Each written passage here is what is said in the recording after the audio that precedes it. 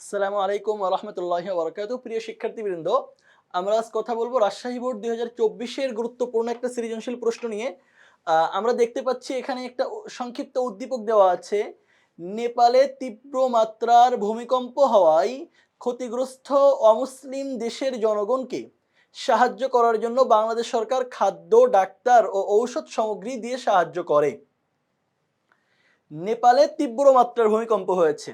এখন নেপালের অধিকাংশ মানুষ অমুসলিম, কিন্তু তারপরও বাংলাদেশ মুসলিম দেশ হিসেবে তাদের দেশে ভূমিকম্পের ক্ষয়ক্ষতি রক্ষার জন্য কিছুটা সহযোগিতা করার জন্য খাদ্য পাঠিয়েছে, চিকিৎসক পাঠিয়েছে, ঔষধ সামগ্রী পাঠিয়েছে।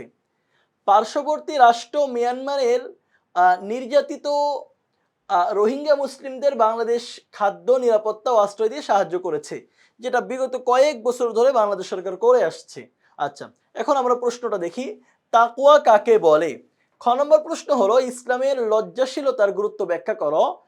বাংলাদেশ সরকার কর্তৃক নেপালের জনগণকে সহযোগিতা করায় ইসলামের কোন দিকটি ফুটে উঠেছে ব্যাখ্যা করো, গ নম্বর প্রশ্ন ছিল। আর ঘ নম্বর প্রশ্ন হলো, রোহিঙ্গা মুসলিমদের সাথে বাংলাদেশ সরকারের আচরণ তোমার পাঠ্য বইয়ের আলোকে বিশ্লেষণ করো। আমরা ক নম্বর প্রশ্নের উত্তর সবার আগে দিচ্ছি যে তাকওয়া কাকে বলে? আল্লাহ তাআলার ভয়ে যাবতীয় অন্যায়, অত্যাচার ও পাপ কাজ থেকে বিরত থাকাকে তাকওয়া বলে। আল্লাহর ভয়ে অন্যায় কাজ থেকে, অত্যাচার থেকে, পাপ কাজ থেকে বিরত থাকাকে তাকওয়া বলা হয়। আল্লাহর ভয়ে ভীত হয়ে যাবতীয় খারাপ কাজ থেকে বিরত থাকাই হলো তাকওয়া। আচ্ছা, আশা করি বুঝতে পেরেছো, যেটা সরাসরি বইয়ে লেখা আছে। একটা সংজ্ঞা এখানে আসলে বোঝার মতো কোনো কিছু তেমন নাই, মুখস্থ করতে হবে যে আল্লাহর ভয়ে ভীত হয়ে যাবতীয় অন্যায়, খারাপ কাজ থেকে বিরত থাকাকে তাকওয়া বলা হয়। ইসলামে লজ্জাশীলতার গুরুত্ব ব্যাখ্যা করো। ইসলামে লজ্জাশীলতার গুরুত্ব অপরিসীম। লজ্জাশীলতার মাধ্যমে মানুষ সুন্দর, সুশৃঙ্খল ও সুরুচিপূর্ণ জীবনযাপন করতে পারে। লজ্জাশীলতা শালীনতার অন্যতম প্রধান বৈশিষ্ট্য। শালীনতার অন্যতম প্রধান বৈশিষ্ট্যই হইল লজ্জাশীলতা, যা মানুষকে চরিত্রবান ও মার্জিত হতে সহায়তা করে। লজ্জাশীলতা ছাড়া ঈমানকে পূর্ণতা দেওয়া সম্ভব নয়। মহানবী সাল্লাল্লাহু আলাইহি সাল্লাম বলেছেন, লজ্জাশীলতা ঈমানের একটি শাখা। রাসূল সাল্লাল্লাহু আলাইহি সাল্লাম বলেছেন, আল হায়াউ শু'বাতুম মিনাল ঈমান। লজ্জাশীলতা ঈমানের একটি শাখা, একটা শোভা, একটা শাখা। লজ্জাশীলতা মানুষের ব্যক্তিত্বকে সৌন্দর্যমণ্ডিত করে, তাকে অন্যায়, অশালীন কাজ থেকে বিরত রাখে। লজ্জাশীল ব্যক্তি ইহকাল ও পরকালে কল্যাণ ও সফলতার সুসংবাদ লাভ করে। তাই ইসলামে লজ্জাশীলতা একটি মহৎ গুণ ও প্রশংসনীয় চরিত্র হিসেবে বিবেচিত। আমরা কি আলোচনা করলাম তাহলে? যে লজ্জাশীলতা এটা ইসলামের একটি গুরুত্বপূর্ণ ব্যাপার। রাসূলুল্লাহ সাল্লাল্লাহু আলাইহি সাল্লাম লজ্জাশীলতাকে ঈমানের একটি শাখা হিসেবে, ঈমানের একটি গুরুত্বপূর্ণ বিষয় হিসেবে উপস্থাপন করেছেন। এবং লজ্জাশীলতা মানুষের ব্যক্তিত্বকে সৌন্দর্যমণ্ডিত করে। একটা আরবি প্রবাদ আছে, ইদা লাম তাস্তাহি ফাসনা মা শিতা। তোমার মধ্যে যদি লজ্জাশীলতা না থাকে, তাহলে তুমি যা ইচ্ছে তা করতে পারবা। এখন যার মধ্যে লজ্জাশীলতা আছে, সে যা ইচ্ছে তা করতে পারে না। আচ্ছা, আশা করি বুঝতে পেরেছো যে লজ্জাশীলতার গুরুত্ব কি আমাদের ঈমানের জন্য, আমাদের শালীনতার জন্য, আমাদের ব্যক্তিত্বের সৌন্দর্যকে বহিঃপ্রকাশের জন্য লজ্জাশীলতা খুবই গুরুত্বপূর্ণ। বাংলাদেশ সরকার কর্তৃক নেপালের জনগণকে সহযোগিতা করায় ইসলামের কোন দিকটি ফুটে উঠেছে ব্যাখ্যা করো।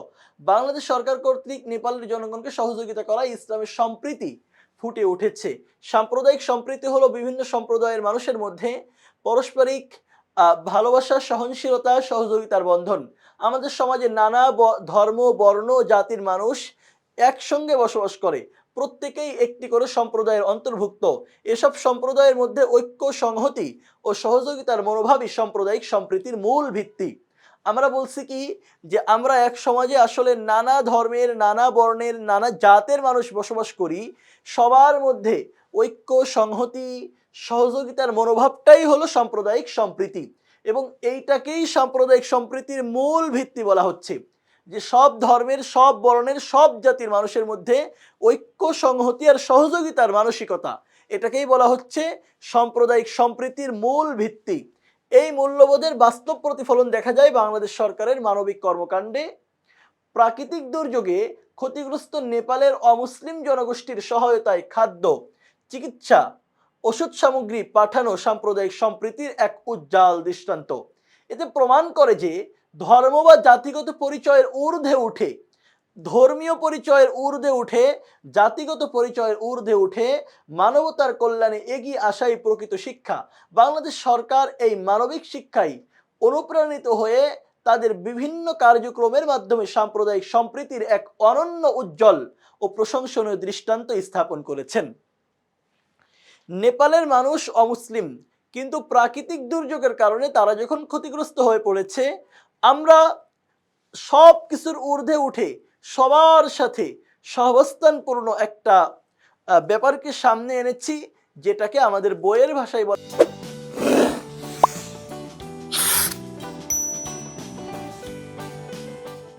হচ্ছে সাম্প্রদায়িক সম্প্রীতি।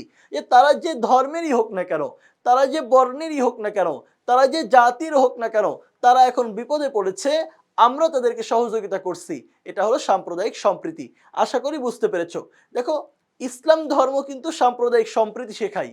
ইসলাম ধর্ম কখনো ধর্মীয় দাঙ্গা হাঙ্গামা এগুলো পছন্দ করে না। আল্লাহ রাব্বুল আলামিন কুরআন মাজিদের মধ্যে বলেছেন, লা ইকরাহা ফিদ্দিন, ধর্ম কারোর উপরে চাপায়া দেওয়া যাবে না, ধর্ম নিয়ে কঠোরতা করা যাবে না। বিদায় হজের ভাষণে রাসূল সাল্লাল্লাহু আলাইহি সাল্লাম বলেছেন, ধর্ম নিয়ে তোমরা বাড়াবাড়ি করো না, কারণ ধর্ম নিয়ে বাড়াবাড়ি করার কারণে এর আগে বহু জাতি ধ্বংস হয়ে গেছে। এই জন্য ধর্ম নিয়ে বাড়াবাড়ি করা যাবে না। আমার ধর্ম আমার কাছে ঠিক আছে, আমি রাস্তা দিয়ে হাঁটছি, একজন মানুষ সে বিপদে পড়ছে, সে অন্য ধর্মের মানুষ হতে পারে, কিন্তু আমার নৈতিক দায়িত্ব হলো, আমার ধর্মীয় দায়িত্ব হলো তাকে সহযোগিতা করা। আর তাকে যে আমি সহযোগিতা করছি, এটাই হলো সাম্প্রদায়িক সম্প্রীতি। যে সব ধর্মের মধ্যে, সব বর্ণের মধ্যে, সব জাতির মধ্যে একটা সুন্দর সহাবস্থান। আশা করি তোমরা বুঝতে পেরেছো যে নেপালের জনগণকে সহযোগিতা করা এটা হলো সাম্প্রদায়িক সম্প্রীতির একটা উজ্জ্বল দৃষ্টান্ত বাংলাদেশ সরকারের মধ্যে ফুটে উঠেছে। আমাদের সবার জীবনেই সাম্প্রদায়িক সম্প্রীতির এই ব্যাপারটা, সাম্প্রদায়িক সম্প্রীতি অর্জনের চেষ্টা করা উচিত। রোহিঙ্গা মুসলিমদের সাথে বাংলাদেশের সরকারের আচরণ তোমার পাঠ্য বইয়ের আলোকে বিশ্লেষণ করো। রোহিঙ্গার যারা মুসলিম তাদেরকে আমরা সহযোগিতা করেছি, আমাদের দেশে তাদের থাকার জন্য ব্যবস্থা করেছি। এটা মুসলিম ভ্রাতৃত্ব আমাদের প্রকাশ পেয়েছে। আমরা বলছি রোহিঙ্গা মুসলিমদের সাথে বাংলাদেশ সরকারের আচরণ ভ্রাতৃত্ববোধকে নির্দেশ করে। ভ্রাতৃত্ববোধ, ভ্রাতৃত্ববোধ হলো ভ্রাতৃত্ব সুলভ অনুভূতির প্রকাশ। ইসলামের দৃষ্টিতে বিশ্বের সকল মুসলমান পরস্পর ভাই ভাই, ভাই ভাইয়ের প্রতি সহযোগিতা, সহমর্মিতা, মানবিক আচরণ থাকা অপরিহার্য। এই ভ্রাতৃত্ববোধের প্রতিফলন বাংলাদেশ সরকারের মানবিক কর্মকাণ্ডে স্পষ্টভাবে লক্ষ্য করা যায়। উদ্দীপকে দেখা যায়, মিয়ানমারের নির্যাতিত রোহিঙ্গা মুসলমানরা আশ্রয়ের জন্য বাংলাদেশে আগমন করলে বাংলাদেশ সরকার তাদের খাদ্য, নিরাপত্তা ও আশ্রয়ের ব্যবস্থা করে। এ উদ্যোগ ভ্রাতৃত্ববোধের এক উজ্জ্বল দৃষ্টান্ত। ইসলাম কল্যাণের ধর্ম, আদ-দীন আন-নাসিহা, ইসলাম হলো কল্যাণের ধর্ম। এর সকল শিক্ষা ও আদর্শ মানব জাতির কল্যাণের জন্য প্রণীত। তাই ভ্রাতৃত্ববোধ রক্ষার ব্যাপারেও ইসলামে সুস্পষ্ট নির্দেশনা দেওয়া হয়েছে। আল্লাহ তাআলা কুরআন মাজিদের মধ্যে বলেন, ইন্নামাল মুমিনুনা ইখওয়া, যে মুমিনগণ পরস্পর ভাই ভাই। এছাড়া মহানবী সাল্লাল্লাহু আলাইহি সাল্লাম মুসলমানদেরকে ভ্রাতৃত্ববোধের একটি দেহের সাথে তুলনা করেছেন। রাসূলুল্লাহ সাল্লাল্লাহু আলাইহি সাল্লাম বলেছেন, পৃথিবীতে যত মুসলমান আছে সবাই একটা দেহের মতো। দেহের একটা অঙ্গ যদি কষ্ট পায়, ব্যথিত হয়, তাহলে বাকি সব অঙ্গগুলো যেমন ব্যথিত হয়, কষ্ট পায়, ঠিক তেমন ভাবে বিশ্বের কোনো এক প্রান্তে যদি মুসলমানরা কষ্ট পায়, তাহলে বাকি সব মুসলমানদের জন্য অন্তরে কষ্ট হয়। রাসূলুল্লাহ সাল্লাল্লাহু আলাইহি সাল্লাম সমস্ত মুসলমানদের ভ্রাতৃত্ববোধকে একটি দেহের সঙ্গে তুলনা করেছেন। দেহের কোনো অঙ্গ যদি কষ্ট পেলে যেমন পুরা দেহ তা অনুভব করে, তেমনি বিশ্বের কোনো প্রান্তে মুসলমানরা নির্যাতিত হলে তার প্রভাব সমস্ত মুসলিম উম্মাহর উপর পড়ে। পরিশেষে বলা যায়, ইসলাম ভ্রাতৃত্ববোধ রক্ষার প্রতি বিশেষ গুরুত্ব আরোপ করা হয়েছে। এই আদর্শের বাস্তব প্রয়োগ বাংলাদেশ সরকারের কর্মকাণ্ডে প্রতিফলিত হয়েছে। তা নিঃসন্দেহে একটি প্রশংসনীয় ও পুণ্যময় উদ্যোগ হিসেবে বিবেচিত। আমরা বলছি রোহিঙ্গা মুসলিমদেরকে সহযোগিতা করা, এটা তারা যেহেতু মুসলিম, সুতরাং ভ্রাতৃত্ববোধের একটা উজ্জ্বল দৃষ্টান্ত এখান থেকে প্রকাশিত হয়েছে যে বাংলাদেশ সরকারের মধ্যে ভ্রাতৃত্ববোধ প্রকাশ পেয়েছে এবং ভ্রাতৃত্ববোধের একটা উজ্জ্বল দৃষ্টান্ত এটা। কারণ রাসূলুল্লাহ সাল্লাল্লাহু আলাইহি সাল্লাম পুরা বিশ্বের মুসলিমদেরকে একটা দেহের সাথে তুলনা করেছেন। তিনি বলেছেন, দেহের কোনো একটা অঙ্গ যেমন কষ্ট পেলে বাকি সব অঙ্গগুলো ব্যথিতর হয়ে ওঠে, কষ্ট অনুভব করে, ঠিক তেমন বিশ্বের কোনো প্রান্তে যদি মুসলমানরা কষ্ট পায়, তাহলে বাকি সবাইকে এই কষ্ট অনুভব করা উচিত। রোহিঙ্গা মুসলিমদের এই কষ্টে আমরা কষ্ট পাচ্ছি, আমরা তাদেরকে সহযোগিতা করছি, এখানে অবশ্যই ভ্রাতৃত্ববোধ ফুটে উঠেছে।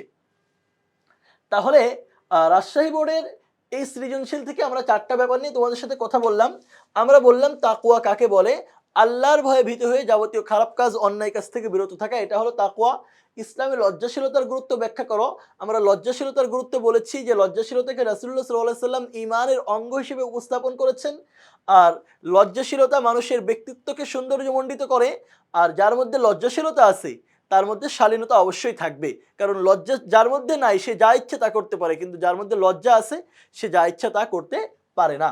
বাংলাদেশ সরকার কর্তৃক নেপালের জনগণকে সহযোগিতা করা ইসলামের কোন দিকটি ফুটে উঠেছে ব্যাখ্যা করো। আমরা বলেছি বাংলাদেশ সরকার কর্তৃক নেপালের জনগণকে সহযোগিতা করাই ইসলামের সাম্প্রদায়িক সম্প্রীতির ব্যাপারটি ফুটে উঠেছে, যে ইসলাম সব সম্প্রদায়ের মধ্যে একটা সুন্দর সম্প্রীতি, একটা সহাবস্থানের মনোভাব মানুষের মধ্যে বিকশিত করতে চাই। রোহিঙ্গা মুসলিমদের সাথে বাংলাদেশ সরকারের আচরণ তোমার পাঠ্য বইয়ের আলোকে বিশ্লেষণ করো। রোহিঙ্গা মুসলিমদের সাথে বাংলাদেশ সরকারের আচরণ আমাদের পাঠ্য বইয়ের আলোকে আমরা বলেছি ইসলামী ভ্রাতৃত্ববোধ, যে রাসূলুল্লাহ সাল্লাল্লাহু আলাইহি সাল্লাম যে কথা বলেছেন যে সব মুসলমানরা ভাই ভাই, আল্লাহ তাআলা বলেছেন মুমিনগণ পরস্পর ভাই ভাই, তার একটা সুন্দর বহিঃপ্রকাশ রোহিঙ্গা মুসলিমদের সহযোগিতা করার কারণে বাংলাদেশ সরকারের মধ্যে, বাংলাদেশের জনগণের মধ্যে ফুটে উঠেছে। তাহলে যদি অন্য কোনো প্রশ্নে তাকওয়া সম্পর্কে তোমাদেরকে জিজ্ঞাসা করা হয়, তোমাদেরকে জানতে চাওয়া হয় লজ্জাশীলতা সম্পর্কে, সাম্প্রদায়িক সম্প্রীতি নিয়ে তোমাদের প্রশ্ন করা হয়, তোমাদের যদি বিশ্ব মুসলিম ভ্রাতৃত্ব নিয়ে কথা বলা হয়, তাহলে অবশ্যই আশা করি তোমরা এর আনসার করতে পারবে। অন্য কোনো ক্লাসে তোমাদের সাথে দেখা হবে, কথা হবে। সেই পর্যন্ত তোমাদের জন্য অনেক অনেক শুভকামনা রইল। আল্লাহ রাব্বুল আলামিন তোমাদের সর্বাঙ্গীন সফলতা দান করুন, এই কামনা করে আজ এখানেই বিদায় নিচ্ছি। আল্লাহ হাফেজ। আসসালামু আলাইকুম ওয়া রাহমাতুল্লাহি ওয়া বারাকাতুহু।